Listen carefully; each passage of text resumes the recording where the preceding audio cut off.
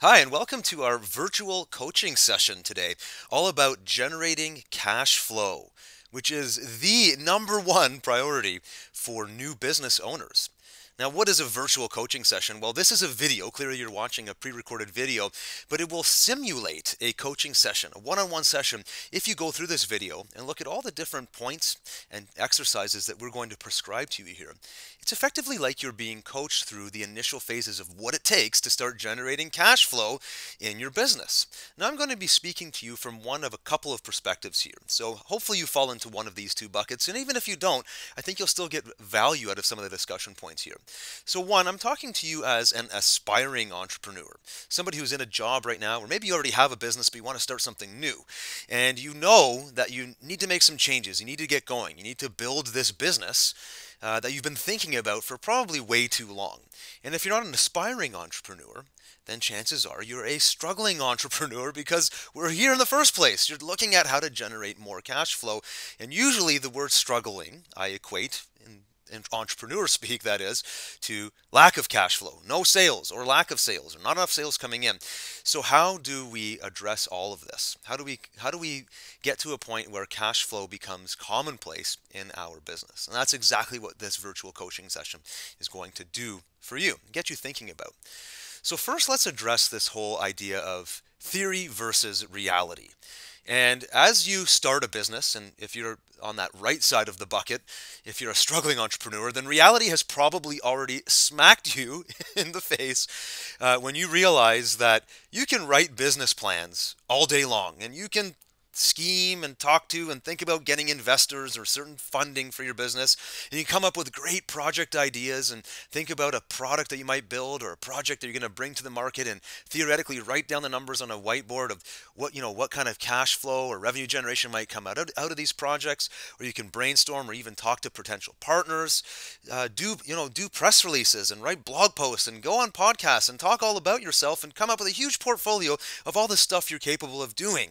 And that's all great in theory until reality smacks you in the face and says, show me the numbers. Now, if you are a struggling entrepreneur and you've already taken the leap to, let's say, quit your job or leave whatever you were doing before that was the primary source of your income, reality is going to be screaming at you right now saying, where's the cash? I can't keep this thing going without any cash. And this is a very important part of the discussion. Business plans, investors, project ideas, you name it. All these things, again, they're great, but unless you have a concrete way of specific actions you can be taking right now, today, and tomorrow, and next week, and so on, that will guarantee that you bring cash in, you aren't really going to have much of a business to talk about. That reality will come screaming back and remind you that there is no business here and you need to do something else about your cash flow situation. So what's left? What's left is selling. You either have to sell products and or sell services, and that is how you're going to generate your cash flow. Nothing else matters at this point. Like we said before, you're not in a position to get funding. You're not in a position to probably pull people on board to partner with you right now. It's up to you, and you're going to have enough belief in yourself to get this thing off of the ground. Now, if we think about that a little bit deeper, let's say you are the aspiring entrepreneur. Earlier on, I had those different buckets. If you're on the left side there, that aspiring entrepreneur, well, if you're pretty new to the game here, then chances are you probably don't even have a product yet to sell, right? Building a product requires usually quite a bit of time and definitely some money, at least to put it in a perspective that people are willing and ready to buy it. So if we look at products and services as your primary source of cash flow, then what's really truly left is this red circle on the right, and that's your services, your time, your skills, your knowledge. You have something in you that's valuable, that's sellable. How do you translate that into services? And then how do you translate that into cash flow in your business? And that's where this whole discussion needs to go at this point. So your first job is going to begin to build a list of your marketable skills. Now, if you look up on the slide right now, I've got a bunch of bullet points, 8 in total, of different marketable skills that I've seen, and I'm sure you've seen, among any person who's held a job in some kind of industry, be it corporate or sales or retail, whatever. And these are fairly widely popular marketable skills, writing and research, speaking, training, programming, technical type of backgrounds or design and graphics, leadership and management. That's a huge skill, being able to just manage multiple projects. Customer service is massive these days, or even the ability to mentor and counsel people. Audio, video, when it gets onto the web and starting to translate skills that way. All these are just examples that might trigger you in your mind to start thinking through, okay, yeah, I do have some of these particular skills and I have offshoots of these skills. And when you think about it, if you take those particular ideas and package them up as services to a particular company that needs help in one or more of these areas, that is worth money. And simply, you have to put your services, your offer of your services in front of the right people, and before you know it, you will be generating cash. And that's kind of what brings us to this next piece here. It's the cash flow exercise number 1, where you're going to sit down, pause this video, and make a list of your marketable skills. We have a worksheet that goes with this video, and that's sort of how this is a virtual coaching session. Is we want you to watch this and then take action on the exercises. And you want to give yourself as much time as you need here, but really dig deep and think about your past X number of jobs. I don't know how long you've been working, whether it was 5 years or 20 years or more. Think about all the different roles that you've held and the different priorities and different responsibilities that you've had to keep throughout your different, your jobs and your career path so far. Obviously, that's worth money because somebody was willing to pay you for your time to come in every day and do these things. So you know what you're doing, but you need to realize that in your own mind and then start mapping, which we're going to do in a little while, start mapping these skills into services that you can begin to sell. So take some time right now to do cash flow exercise number 1, and then you can come back to this video. All right, so now we are moving on to the next piece of the puzzle here, which is get sold on selling. And there's a little subheader there if you can read it. How quickly can you translate your marketable skills into cash? That's what this whole discussion is about, right? You don't have a product yet, or I'm assuming you don't have much of a product yet. And even if you do, if you're a struggling or aspiring entrepreneur, the quickest way to cash is selling your services. Hopefully you've been buying into that. Well, you don't have investors, right? I'm assuming you don't have an ad budget or even a marketing budget, or let alone time for marketing, right? It's great to use Twitter and Facebook and YouTube and all these different things for marketing, but do you have time right now to create all that content and wait for the leads to slowly trickle in for you to then create sales? I'm going to go out on a limb here and guess that the answer is no, that you need to generate cash sooner than that. And so it's time for you to realize that you got to sell yourself on the fact that you need to be the one that sells. So what's left is this cash flow exercise number 2, and it's you have to be the one to hustle and sell yourself. And this is a very key exercise here because this usually is where we uncover a few hang-ups, maybe some personal mental roadblocks that you might be battling. And I've actually thrown in a couple of caveats here, a little note or two about exercise number 2. And I want you to consider these things before you really pause this video and dive into the exercises. First of all, think about how do you rate your ability to sell? It's a really, really important question, especially if you're an aspiring or a struggling entrepreneur. Selling is the key to generating cash, which is the lifeblood of your business. But if you can't sell, that's an issue. So take a look at that, but take an honest look and rate your ability to sell. But more importantly, if you look at the second one here on the screen, how do you rate your fear of selling and spreading the word about what you do?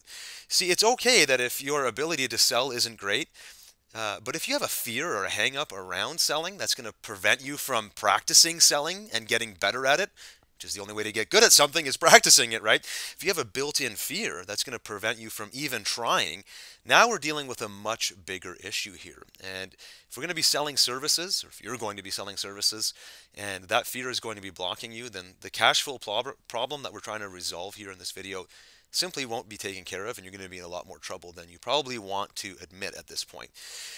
So go through the exercises in the worksheet dealing with exercise number 2 and really take a look at your ability to sell, but most importantly, sell yourself on the fact that it's you.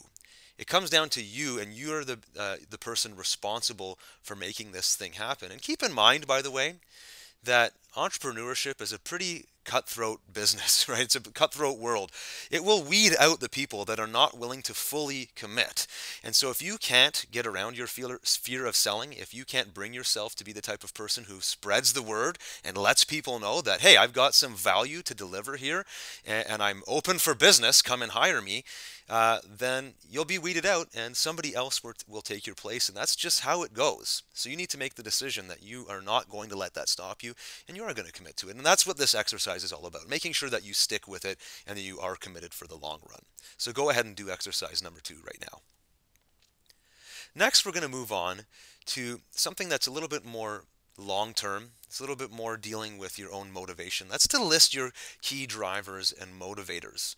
Because obviously, as you begin to package up your skills in the form of services and different service offerings, and as you bring those to different marketplaces, you're going to be met with some resistance. It's not going to be a matter of, telling one person that you've got something for sale and then they buy it. Now, I hope that happens for you, but chances are you're going to have to do a lot of work. You have to talk to a lot of people and really work, pound the pavement to get your message out there that you've got something of value to sell. And so what's going to keep you going through all these tough times? And not only that, it's not just making the sale, then it's actually completing the work, right? If we're talking about filling services here, you're going to get paid, but then you got to make sure you do a good job and do well by your client that's hired you. And all of that can be quite a challenging process, right? So it's challenging, but it's also exciting because it's now providing you with things that are hopefully on this list. So I just jotted down here 8 different motivators or drivers or influencers or things that typically can keep the mind sharp.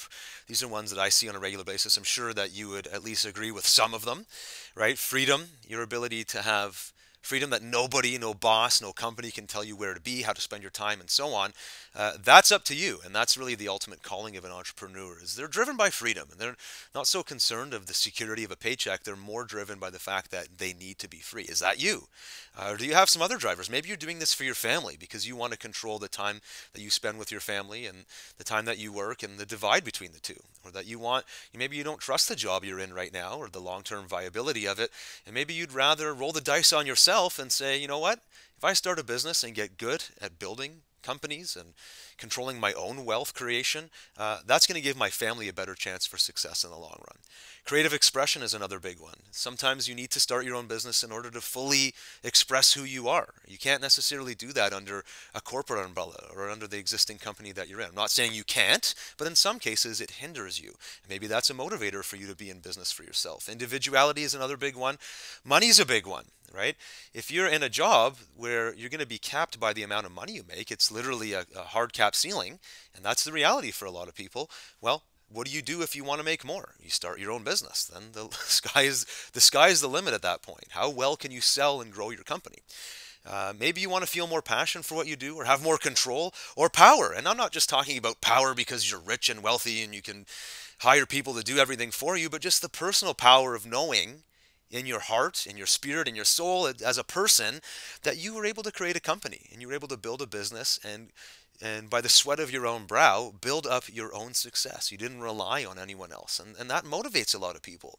Does that motivate you? Does that need to be something that you keep at the top of your mind to keep you driving through all of the tough times that are inevitably going to hit? And especially if you're on the right side of my 2 buckets at the beginning, if you're a struggling entrepreneur, these things can help you through what you're going through right now until you can get some of that cash flow coming in.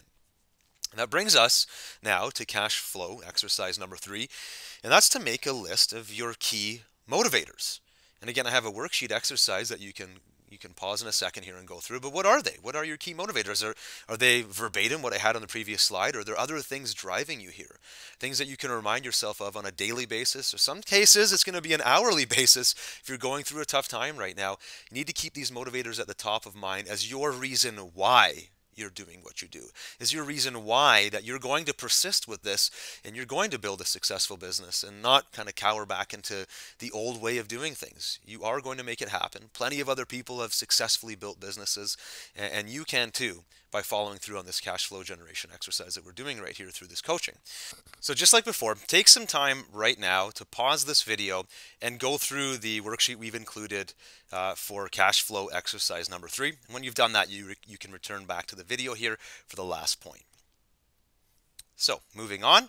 Now, we're going to talk about the fourth and final point here, and that is the idea that when you do all of the stuff we've talked about so far and you go through the worksheets and you take action on what we talked about, you're basically getting paid to build your business. And I've circled the word services again here to remind you that services are a way of generating cash flow in the short term, and specifically powerful way of doing it for aspiring or struggling entrepreneurs, because you could sell a service today, right? You could walk out there today and get someone to give you a check for something you're going to do and cash that check and have money, within the next day. That's real. That's actual money that you can make if you have the ability to go and do that, and if you have the motivation to go and do that. However, over the long run, you don't want to only be selling your services personally. You want to be thinking about the long-term growth of a business. Now, there are plenty of services organizations, services-based companies that are larger, and that's fine because they're built on the collective efforts of many service providers. But what I'm talking about here, this idea of getting paid to build your business, is as you get paid, as you take on contracts and projects where you're doing client work and you're getting paid to learn, you will automatically start seeing opportunity for you to grow a business. You might be working with a client. We talked about earlier about tech skills or programming skills. Maybe you're building a website for them and suddenly you see all these other opportunities for content creation for that website or for marketing, and that could lead into marketing products or training programs or seminars that excuse me, that you run. There could be 100 different directions this can go. But in the long term, these services will actually be your market research to uncover opportunity for you to do some real business growth. And if you're getting enough services, enough contracts, you're going to have the capital to actually go and do these things. You're going to have some money to build products. You're going to have some money to hire people to grow a bigger services organization or to create websites that become like middleman businesses where you're connecting buyers and sellers together and you're taking a cut on that. Who knows what your business can grow and evolve to? You will follow the money, and you can follow the money by starting with these services and uncovering the opportunity as you go. And that's what's so exciting about all of this, is you're going to get paid. Like I said earlier, if you have the motivation, you can get paid tomorrow if you go and start selling your services right now. And the sooner you do this, the sooner you'll uncover opportunities for real growth to build a big business. And that brings us to the fourth and final exercise here, cash flow exercise number 4. And this is more of a long-term exercise. You want to be making an evolving list of opportunity. And I have a worksheet where you can do this as well. The word evolving list basically means this is a list that you keep on the go. You might want to use an app like Evernote. I suggest this all of the time because it's a great app. You can run it on your mobile device or on the web or on your computer. And as you take on services opportunities, as you're getting paid, you're getting cash flow for your business, as you see opportunity, as you get ideas, you wake up in the middle of the night, you're having a shower, something hits you in the head and say, hey, I can do this. I can turn this into a monetizable opportunity in my business. Write it down, because as you bring in more cash, you'll actually be able to execute on some of these ideas and test them out. And some of the ideas that you'll get will be bigger and better than just straight services ideas. And that's where things get really, really exciting. But you need to have a list so you can write all these ideas down so you don't forget them. And as time goes along, you can act on them. So thanks very much for watching this virtual coaching session. I hope it serves you, and I hope that you do all 4 of these exercises, you take action on them, and that you begin to see the results of this sooner rather than later. And by sooner, I mean as soon as tomorrow. Get this going, get it done, because you will generate cash for your struggling or aspiring business. And I hope you enjoyed what you watched today. Reach out to us if you have any questions. Thanks very much.